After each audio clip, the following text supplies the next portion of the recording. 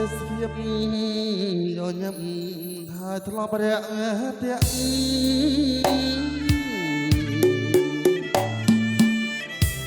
អើប្រែភ័ក្រទៅជាសត្រូវ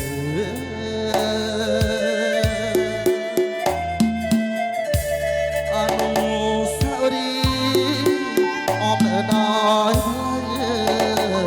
កថាពីថ្ងៃនេះទៅ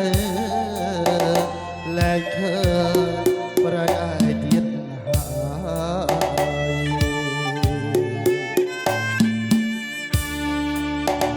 អនុស្សា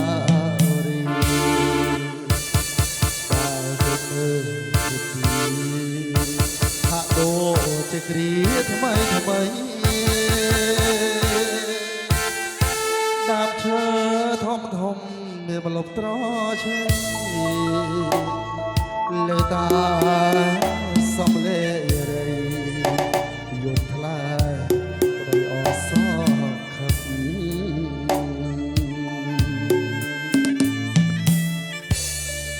គូព្រេដែលខ្ញុំគិតថានឹងប្រត់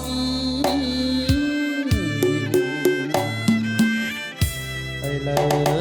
រលត់ចាក់រូបប្រម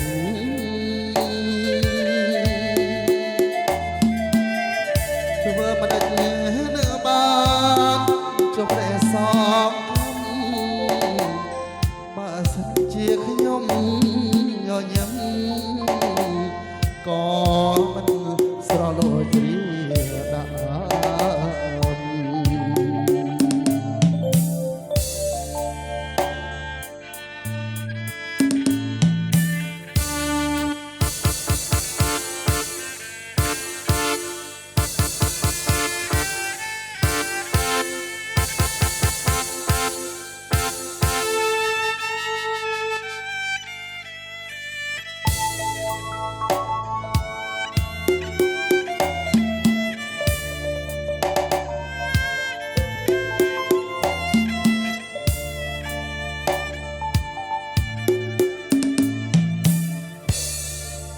ព្រេ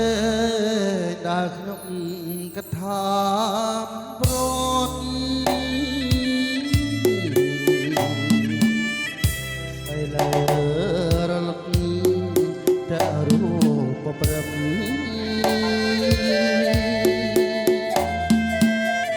ធ្វើមិនដែ